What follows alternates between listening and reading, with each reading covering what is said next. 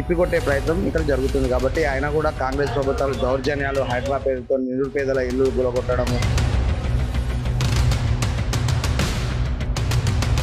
మా పార్టీ కండువా పెట్టుకోలేరు మీరు, మా పార్టీ జెండాలు పెట్టుకోలేరని వాళ్ళను 8 నెలల పాటు వాళ్ళను బంధం పెట్టనీయలేరు. ఉప ఎన్నికైనటువంటి జూబ్లీహిల్స్ నియోజకవర్గంలో తెలివిగా వాళ్ళు కాంగ్రెస్ పార్టీకి గుణపాఠం చెప్పడానికి సిద్ధంగా ఉంది. స్వచ్ఛందంగా ప్రజలకు తెలుసు ఎవరికి ఓటు వేయాలి.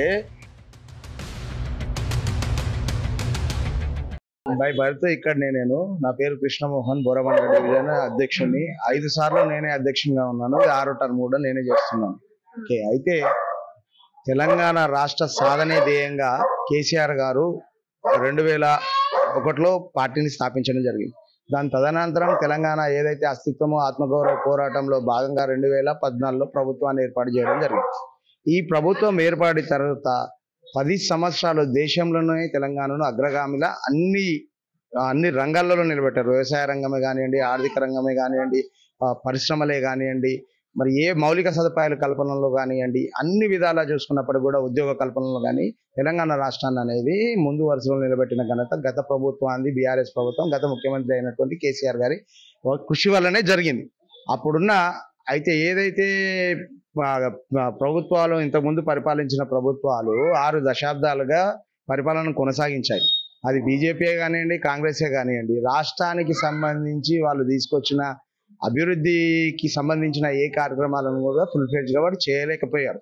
అయితే మొన్న ఎలక్షన్స్లో మాత్రం ఏవైతే ఎమ్మెల్యే ఎలక్షన్స్ ఉన్నాయో అందులో వాళ్ళు 6 గ్యారెంటీలు 420 హామీలు ఇచ్చి ప్రజలను పక్కదారి పట్టించుకుంటూ ఏదైతే మేము అభివృద్ధి చేస్తాం, కళ్యాణకి తులం బంగారంతో పాటు 1,116 ప్లస్ తర్వాత నిరుద్యోగ ఉద్యోగ కల్పన, మహిళలకు స్కూటీలు ఇస్తానని చెప్పడము, మహాలక్ష్మి పథకాల కింద 2,500 ఇస్తానని చెప్పడము, ఏదైతే ఆసరా పెన్షన్లలో 2,000 రూపాయలు ఇప్పుడు వస్తున్నాయో వికలాంగులకు, వృద్ధులకు, ఒంటరి మహిళలకు వాళ్ళకి 4,000 పెంచుతా అని చెప్పడము, సబ్సిడీలు ఇవ్వడము, విద్యుత్ సబ్సిడీలు ఇస్తా అని చెప్పి మోసపూరితంగా అన్ని హామీలు ఇచ్చి వాళ్ళు గద్దెనెక్కడం జరిగింది.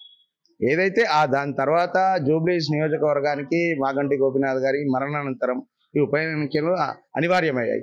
దాంట్లో భాగంగా ఈ ఉప ఎలక్షన్లో ప్రజలు చిత్తశుద్ధితో ఆలోచించడం జరుగుతుంది. ఏదైతే ఇక్కడ ఉన్న ప్రజలు చైతన్యవంతంగా గత ప్రభుత్వాలు చేసిన మోసాన్ని ఎట్లాగైతే వాళ్ళు ఓట్లు వేయించుకోవడం జరిగిందో దాన్ని తిప్పికొట్టే ప్రయత్నం ఇక్కడ జరుగుతుంది. కాబట్టి ఆయన కూడా కాంగ్రెస్ ప్రభుత్వాలు దౌర్జన్యాలు, హైడ్రా పేరుతో నిరుపేదల ఇల్లు గులగొట్టడము, తర్వాత అన్నెసెసరీగా ఎవరైనా ప్రభుత్వ కార్యక్రమాలు కానివ్వండి ఏదన్నా మాట్లాడారనుకోండి వాళ్ళ మీద నిర్బంధాలు, అక్రమ కేసులు ఈ విధంగా జరుగుతాయి. మిగతా ఏదైతే రాజకీయ పార్టీలు ఉన్నాయో జూబ్లీహిల్స్లో మిగతా నాయకులను తిరగనిచ్చే పక్షాన లేరు. వాళ్ళ అధికారాన్ని వినియోగించుకొని మొత్తాన్ని వాళ్ళు ఎట్లా విచ్చలవిడిగా అధికారాన్ని వాడడము, దాని తర్వాత పోలీసుల వ్యవస్థను అధికారాన్ని దుర్వినియోగం చేస్తూ ప్రజలను మరి సర్వసాధారణమైన ఏదైతే ప్రజాస్వామ్యంలో మాట్లాడే స్వేచ్ఛ కలిగిన హక్కును ఏవైతే ఉన్నాయో అవన్నిటిని కూడా హరిస్తూ వాళ్ళ నిరుపేదలను చాలా ఇబ్బందులు పెడుతున్నారు. ఇక్కడ ఉన్న వీధి వ్యాపారస్తులను మా పార్టీ కండువా పెట్టుకోలేరు మీరు, మా పార్టీ జెండాలు పెట్టుకోలేరని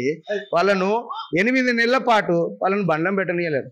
వాళ్ళకు ప్రాథమికంగా స్ట్రీట్ వెండింగ్ యాక్ట్ కింద వాళ్ళు పండ్ల బండ్లు పెట్టుకోవచ్చు. 29 మందిని వాళ్ళు హైకోర్టుకి వెళ్ళి స్టే తెచ్చుకున్న తర్వాత కూడా 6 నెలలు వాళ్ళని బంధం పెట్టనీయలేరు. ఎందుకంటే మీరు కాంగ్రెస్ పార్టీ చెప్తూనే వినాలి, మాకు అనుకూలంగా ఉండాలి, మా ఫొటోస్ మీరు పెట్టుకోవాలి, మా ముఖ్యమంత్రి గారి ఫోటోలు పెట్టుకోవాలి అనే విధంగా వాళ్ళు ప్రవర్తించడం జరిగింది. ఈ విధంగా రాక్షస పాలన జరుగుతుంది.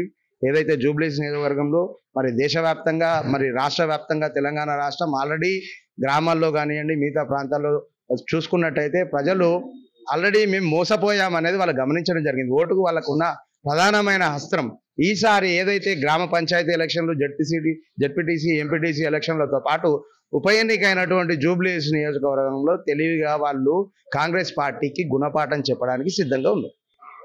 ఇంకేం బీసీ రిజర్వేషన్లకు సంబంధించి కూడా అయితే బీసీ రిజర్వేషన్ కి సంబంధించి కూడా రాష్ట్ర ప్రభుత్వానికి ఆ వెసులుబాటు లేకపోయినప్పటికీ కూడా వాళ్ళు మేము 42% రిజర్వేషన్ చేస్తామనేది ఒక మాట ఇప్పుడు బీసీ రిజర్వేషన్ ప్రస్తుతానికి ఎందుకు గ్రామ పంచాయతీలో ఎలక్షన్ల నిర్వహణ కోసం ఈ ఎజెండాను ఎత్తుకున్నారు. వాళ్ళు 22 నెలల ముందు నుంచేలేగా చేయొచ్చు కదా. వాళ్ళు అవకాశం ఉన్నప్పుడు సెంట్రల్కి వాళ్ళు బిల్లు పెట్టుకొని ఇది అమలు చేసుకునే మెసులుబాటు ఉన్నప్పుడు ప్రభుత్వం కేంద్ర ప్రభుత్వం నుంచి ఏవైతే అవసరం ఉన్న దానికి సంబంధించిన ప్రణాళికను రూపించుకొని ఎలక్షన్స్ నిర్వహించుకునే పాత్ర రాష్ట్ర ప్రభుత్వానికి ఉంటుంది. అయినా కూడా వాళ్ళు కావాలని ఈ ఎజెండాను పెట్టుకొని మళ్ళీ ఎలక్షన్లలో గెలవాలనే తాపత్రయం తప్పించి అది ప్రజా సంక్షేమానికి కానీ ప్రజా సేవకు కానీ వాళ్ళకి ఏ విధమైన కాంగ్రెస్ పార్టీకి అసలు ఆలోచనే లేదు.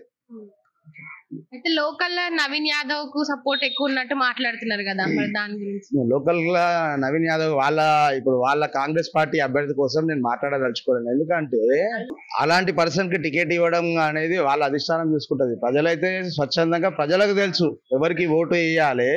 ఆల్రెడీ ఇక చెప్పకూడదు కానీ నిన్ననే ఒక అతను ఇట్లా మామూలుగా ఛాయ్ తాగితే ఇట్లా అంటారు, తర్వాత మా దగ్గరకు వచ్చేసి మీరు ఇలా చేస్తారు అనేది ఆ అబ్బాయి మామూలుగా వాళ్ళ పక్క నుండి అబ్బాయే చెప్పడం జరుగుతుంది. దానికి సంబంధించి ఇలాంటి ఘటనలు పునరావృతమైతే ఆల్రెడీ కాంగ్రెస్ ప్రభుత్వం అంటేనే దౌర్జన్యం, నిర్బంధాలు, అక్రమ కేసులు, ఆ పరిపాలన గురించి వాళ్ళకి చిత్తశుద్ధి ఉండదు. కాంగ్రెస్ ప్రభుత్వం అనేది అట్లా చేసుకునేది ఉంటే 6 దశాబ్దాలలో తెలంగాణ రాష్ట్రం ముందు వరుసలో ఉండేది. సింపతి కాదండి, సింపతి ఇప్పుడు బీఆర్ఎస్ పార్టీ పక్షాన ఎవరిని నిలబెట్టినా గెలిచే అవకాశాలు మెండుగున్నాయి. ఎందుకంటే సింపతి అనేది ఆయన 3 పర్యాయాలు ఇక్కడ ప్రజాప్రతినిధిగా వర్క్ చేశారు, తర్వాత ప్రజలతోని సత్సంబంధాలు ఉన్నాయి కాబట్టి ఆయన మాకు అడ్వాంటేజ్ అవుతారు. అయితే ఒక ఆడకూతురు వాళ్ళ భర్త కోల్పోయిన తర్వాత రాజకీయాలలో రావాలా లేదా వాళ్ళ ఆశయాలను కొనసాగించుకోవాలనేది వాళ్ళ ఆశయం ఉంటుంది.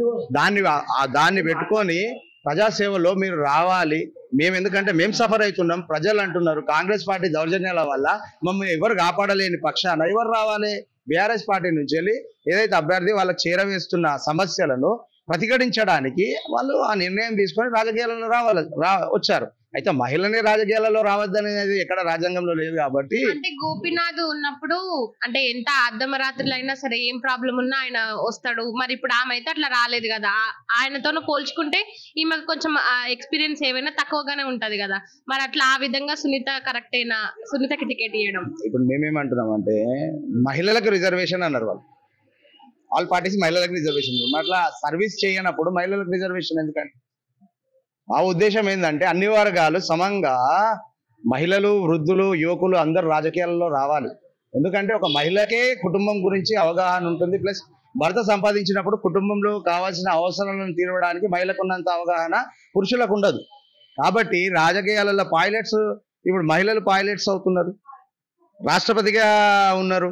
అటువంటి సందర్భంలో అనుచిత వ్యాఖ్యలు చేయడం అనేది మేము మహిళల పట్ల వాళ్ళకున్న గౌరవాన్ని మహిళల పట్ల వాళ్ళు ఎందుకు అభ్యర్థిని నియమించలేదు నేనంటే వాళ్ళు కూడా నిర్ణయించవచ్చు కదా. అభ్యర్థిని ఒక మహిళా అభ్యర్థిని ఇవ్వండి, మరి విజయశాంతిని ఎందుకు ఎమ్మెల్సీ ఇచ్చారు ఇవ్వకండి చెప్పొచ్చు కదా ఇట్లా కూడా. అయితే ఏమంటున్నామంటే మహిళగా అంటే ఎవరికైనా రాజకీయ క్షేత్రంలో ఓటు ద్వారా అవగాహన కలిగినప్పుడు వాళ్ళు ప్రజాసేవలో ఆ సద్వినియోగం పరుచుకుంటారు. ఓకే 24 hours 7 ఇవ్వలేరా ఇస్తారా అనేది వాళ్ళకి అధికారం ఇచ్చినాక తెలుస్తుంది. మేమేం కోరుకుంటున్నామంటే మా పక్షాన ఎవరు బీఆర్ఎస్ సంబంధించిన ప్రతి ఒక్క లీడర్, అది లేడీయే కానివ్వండి, మహిళలే కానివ్వండి, ఎవరన్నా కానీ వాళ్ళు 24/7 అనేది ప్రజాక్షేత్రంలో ఉండడానికి ప్రయత్నిస్తారు. ఇప్పుడు మేము ప్రతిపక్ష హోదాలో ఉన్నాం కాబట్టి ఇంకా మెరుగ్గా ప్రజా సమస్యలను పరిష్కరించడానికి ప్రభుత్వ దృష్టి తీసుకోవడానికి పోరాటాలు చేస్తాం.